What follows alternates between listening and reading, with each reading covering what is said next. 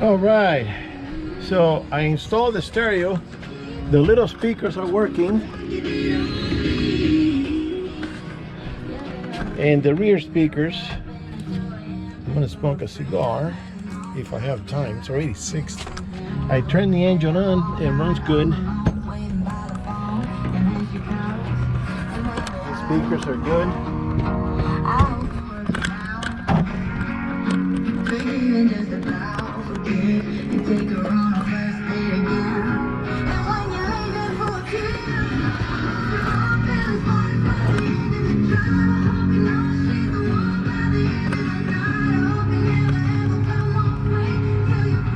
So it's got a remote control.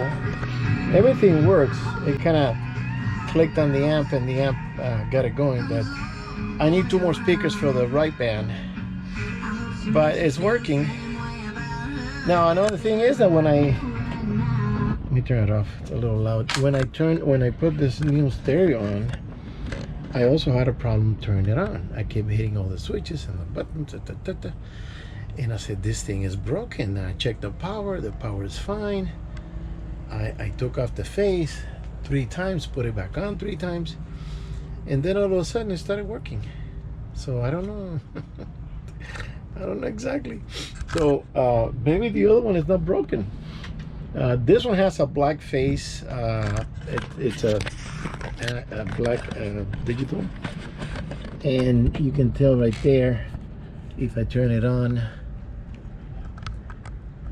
it starts cycling. There's nothing like country. Go Country 105. Love it all.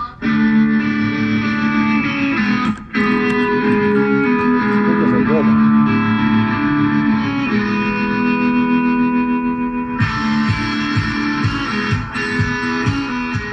I'm gonna taste the range of the control. Let me see if I'm gonna get up there and see if I can activate it, turn it off, and do several things.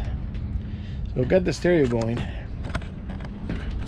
Now, one thing with the engine that I saw a video of a guy, he's an expert on Edelbrock. He says that if it hesitates when you punch it, then you have to change those little injectors on top. I open mine up. Mine does not have the injectors. They're built in. So when you're gonna give it gas, you gotta do it gradually. It's not a racing boat. I don't need to punch it. I'm gonna gradually bring it up and then it'll run. But my wife didn't want to go out because she's afraid of the engine conking out, and we have the dogs with us. So I'm gonna do it when I have another guy here with me, or the mechanic, and then we can do the final test out on the ocean. But right now it sounds good. So let's see, it's on. Pawn shops, so beat up guitars to a kid with some hand-me-down keys. And lawyers, leather jackets, keep stealing hearts like it's working good. Cash and James. Let's see it from here, about 10 feet. And the hole in the wall where it plays. Don't dig her eyes on the stage. He loves his southern home. Yeah, it's right from the edge, 2 feet away from the edge of the. It works good, and I have the clock timed and everything. I also put on the freeze on this engine here, and we're good to go. Now the next project, because there's there's always a next project, that the air conditioning that I had in there, it conked out, completely conked out. But I already had a reserved, and I'm gonna install this one. But before I do, I can't put it back in there because I'm gonna install this cleat, and to tie a what do you call those carabine tension? It's either a little rope with a dog clicker, or a leash click, or I'm thinking of doing something different. I want the anchor to be tight. Right now it's wobbly because the motor, the windlass that I have does not have a reverse. It only brings it up, it doesn't reverse it out. And if I tighten it up, which I did one time, we couldn't loosen it, so I had to my friend came over and he took the cap off and removed the clutch, and he had to do some things to loosen that chain, because it was boom, it was locked on. So I don't want to go through that again. So I'm going to install this, and I'm going to solve the problem with this. So right now I got to measure. I think I'm going to put it on the side of the chain instead of on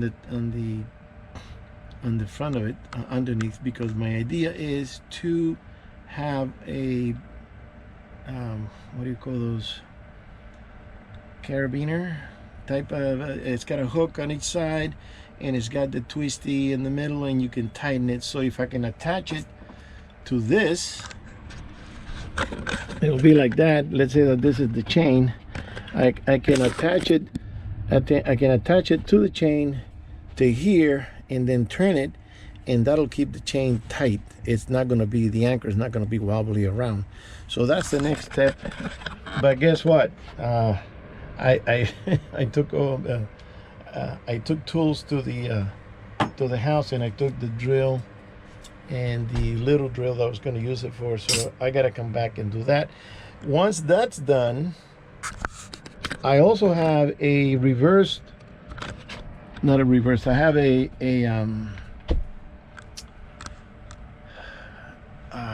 not a solenoid. Yeah, it's a solenoid, I think. A solenoid to make the motor go forward and reverse. And I already have a switch. You have to run the wire up the pipe to the fly bridge. That's the next step. So right now the opening is there. We don't need to put the air conditioner right now because we need to work in there to reach in and tighten the bolts on that cleat, and then I can put back the air conditioning. And I don't know if I showed this before,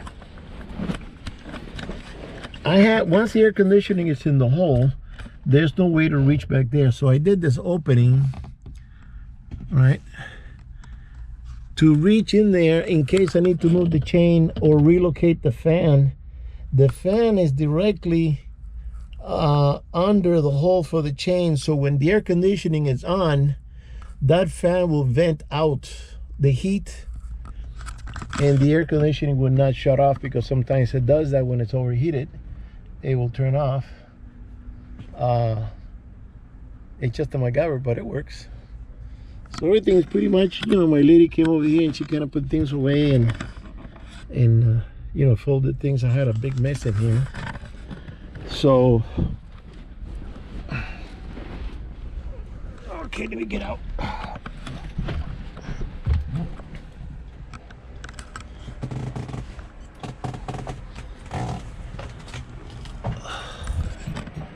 All right. Okay, are you ready?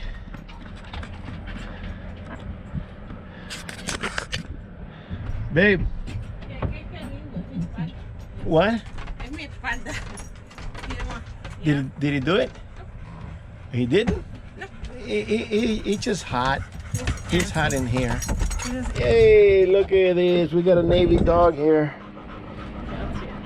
Yeah, I know. He wants to go home. Do you want to stay for a while, or? Because I was going to smoke a cigar, but it's so hot back there.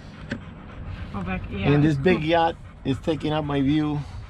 Okay, there's no. So what are you doing here? No, I adjusted. Now everything's working. Yeah, it's here in the amp. You have to switch it the right way.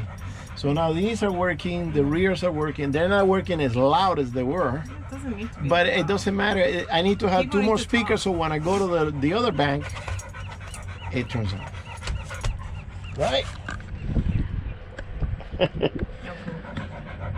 You want a Wawa, Papa? Where's the bowl? Here. Give him some water. Oh, this is dirty.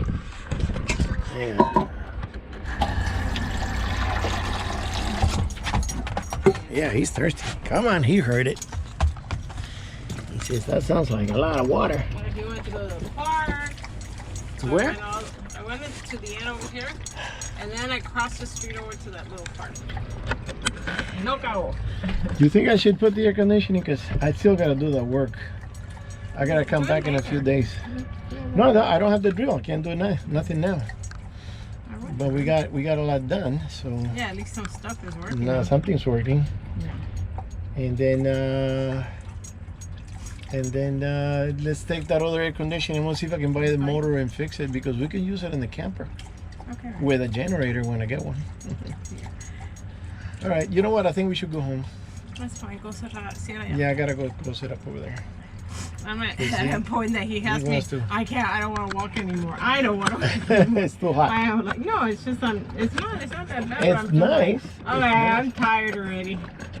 Well, we spent a nice day here. Anyway. I wish that lady was here so we can go see No, her I was boat. looking. I saw some shadows, but That's a nice it was little. a reflection from the other side. The reflection of what? I get that. You know, it wasn't her. I want to see that alpine on the inside. So we were looking at some used boats. We said, hey, let's start looking and see if we can buy, because we're always hoping on getting some lotto money. Talk about wishing. And oh, he's thirsty. And we looked at the what was it? The Cat 32, the Arrow Cat. We like that one. We like the 42, but the 42 is expensive. So she found online a Cat 32 with outboard motors, 10 years old, and they're asking 240. What is it? 244? $250,000. $250,000 for a used 10-year-old boat. Things are getting incredibly expensive. You want a poo-poo now? Incredibly. Nah, it's gonna relax there. Yeah. You know, if you open that door, you get a nice breeze from that window. I went to PP in. All right, we'll see you on the next one, guys. We're talking personal now. PP. Dog Bye. pee-pee.